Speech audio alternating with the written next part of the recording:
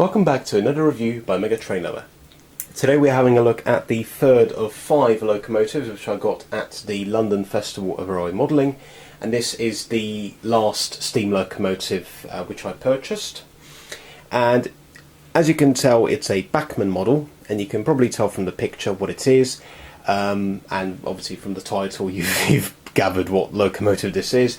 But this is a British Railways Standard Class 9F 210 freight tender engine. Now, as you can see, this is an older model, you can tell from the packaging, but nonetheless the tooling for this is still valid, it's still being made, and it is, unfortunately the prices for these are through the roof now, but I managed to get this for £100, which is excellent value, because most of the 9Fs from Bachmann go for about minimum £140, £150. So to get one for £100 is bargain. It's an absolute bargain, especially considering the size of the engine, which you'll see is huge. But I mean, if you've seen a 9F for real, then you will know what I mean. If we turn to the side, you can see product code is 32855. It's a standard class 9F, number 92249, and it's got the BR1B tender, and it's in British Railways laid crest. Obviously in British Railways black, which is the livery that every single member of the class wore, except for obviously one example. Now, bit of information about the class. So the 9Fs were the last of the BR standards to be designed. Of course, the BR standard range consisted of 12 locomotives built between 12 different classes of locomotives built between 1951 and 1960, and in total there were 999 examples built. These were basically built as a stopgap to replace many older Victorian designs, before obviously dieselisation kicked in. Obviously, modernisation plan was announced in 1955, which signalled the end of steam. The 9Fs were introduced 1 year before the modernisation plan in 1954, and in total there were 251 examples built right up until 1960, which actually made these the most numerous type of British Railway standard. 198 of these were built at Crewe Works and 53 were built at Swindon Works. And the final member of the class to be built, which is 9220 Evening Star, was not only the last 9F to be built, but it was also the very last steam locomotive to be built by British Rail. And it brought to an end, well, over 150 years of, well, yeah, well over 130 or so years of steam locomotive building by a British Railways company, not counting of course the many new build projects which have sprung up over the years, but in terms of for obviously the new builds are all being built for commercial, for like heritage railways and mainline tours and stuff, but for regular traffic, Evening Star was the final steam locomotive ever built in Britain. So, by regular, I think there was one, yeah, anyway. So Evening Star, last ever locomotive to be built, steam locomotive to be built by British Rail. Now, despite the fact that so many members of the class were built, these had a very, very short working life. In fact, some engines worked for only about 3 or 4 years before being condemned for scrap, because they were withdrawn from about 1962, and the final examples were withdrawn by 1967. Evening Star, the last member of the class, was built in 1960 and it was withdrawn in 1965, but she was given preservation status right from the beginning. Basically, as soon as she was built, BR said that she'll be preserved, basically. So in total 9 examples have been preserved, and most of them have come from Barry Scrapyard, except for one, which was purchased by David Shepherd, and subsequently named Black Prince, and of course Evening Star was the other member of the class which didn't come from Barry Scrapyard. All the other ones have come from Barry Scrapyard. Some examples have yet to be restored from scrapyard condition. The trouble is, the 9Fs are such huge engines, they're actually quite heavy on coal, so Heritage Railways do, you know, think twice before operating them. They do, I mean, they are viable on the Heritage Railways where they do operate, but yeah, they're not exactly the cheap. I mean, steam engines in general aren't cheap to restore, but 9Fs in particular, due to their size, they're not particularly cheap. Nonetheless, they are very popular with enthusiasts because they're such huge engines.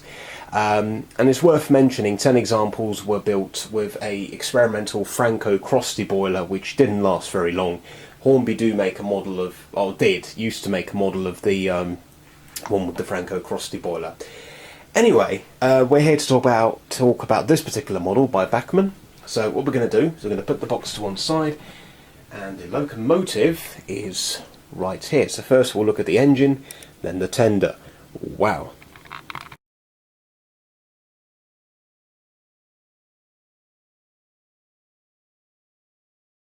Wow. First thing to note, and you can probably guess, the weight of this engine is, wow. Literally, it just wants to drag my hand down to the ground. It is so heavy, which of course is needed. It's a heavy freight engine. Oh my gosh, it's such a beautiful model. Now, of course, it's not up to modern standards. So obviously, this particular tooling is still being made. I don't know if they've made any updates to it. But I'm going to be reviewing this particular locomotive, which I paid £100 for. So this time round I won't be reviewing this with the mindset that this model is still being made for, you know, 200 or so quid. I'm just going to be reviewing this particular loco, which I got for £100, which, as I say, is excellent value for, you know, for the size of the engine. So let's start at the front. These lights I've added myself using black tack. I've also added the brake pipe on the front.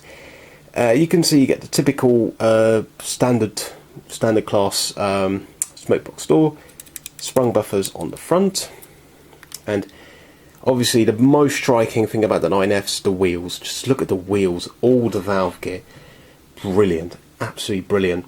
And I also love the way the boiler just floats above the just kind of like floats above the running board, the wheels. If I put my hand, there you go. Yeah, you can see my hand through there. And these were given the nickname spaceships because of that particular design. But yeah, absolutely huge engine and really nicely detailed for its age. Separately fitted handrails running along both sides of the model. You get a double chimney, which is what most members of the class had. In fact, only one member of the class survived into preservation, number 92134, with a single chimney. All the other ones preserved have the double chimney.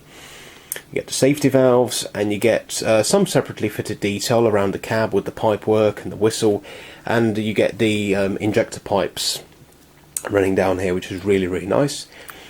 Now, one thing you may have noticed about the middle wheel, it doesn't have flanges, and this is prototypical. The real 9F on the middle axle, it did not have a flange. That's because it has so many wheels that obviously it needed to turn around, so by eliminating the flange on the middle driving axle, it could go around, yeah, pretty tight corners actually, for considering the number of driving wheels it has.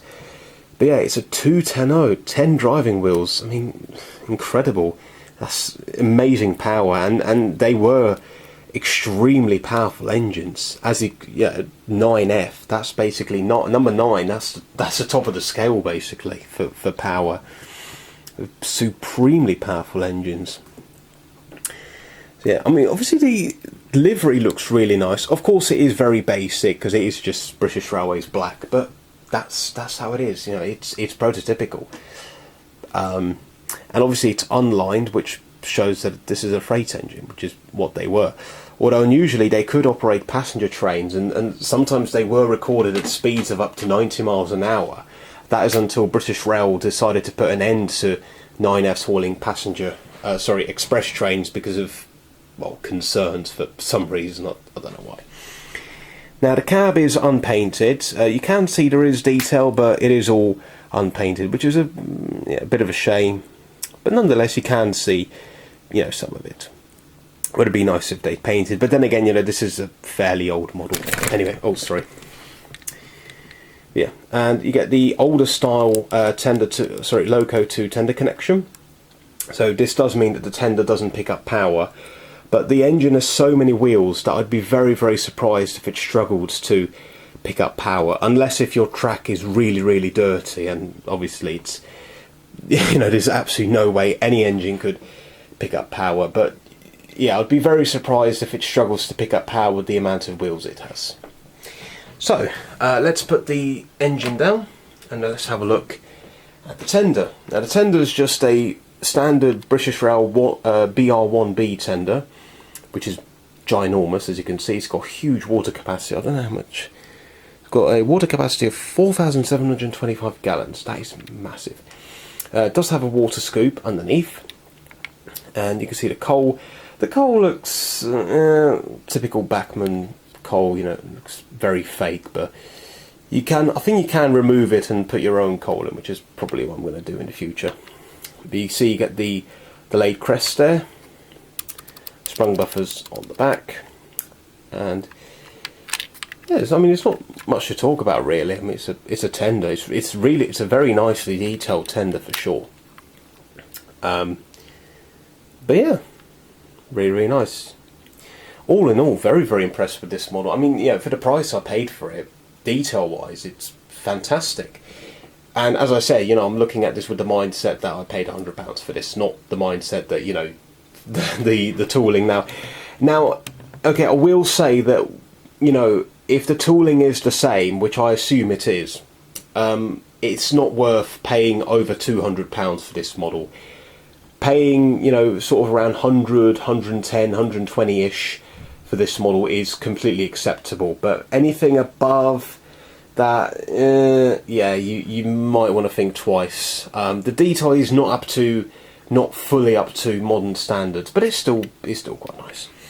Anyway, let's see it running.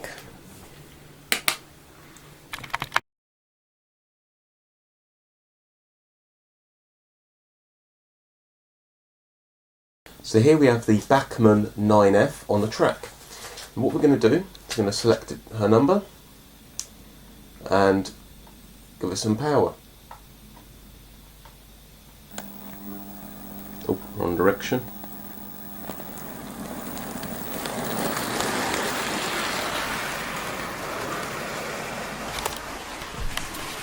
And there she goes. So put it up to halfway speed. Wow.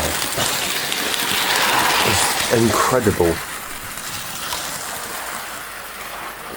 Okay, one thing, absolutely love the way the valve gears move. Look at that. That is just such a well detailed model in terms of valve gear, and it runs really well too. Let's get a few shots of her passing.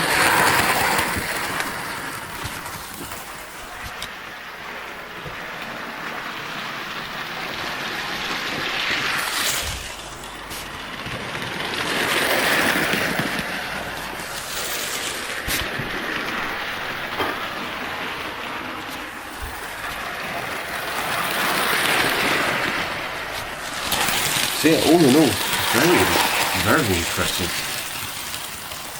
Yeah. Not much else to say really.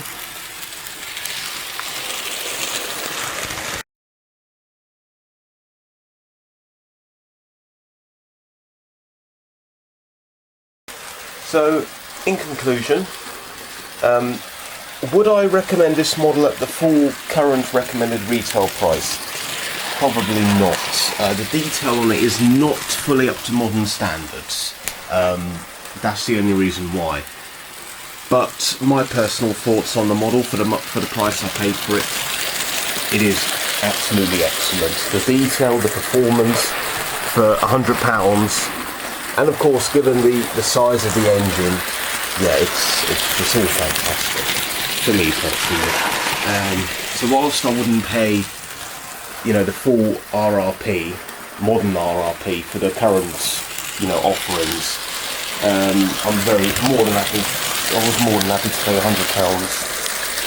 for this model, and it was a really nice find. Yeah, really impressed with it. Anyway, thanks so much for watching, and I shall see you in the next video. Goodbye.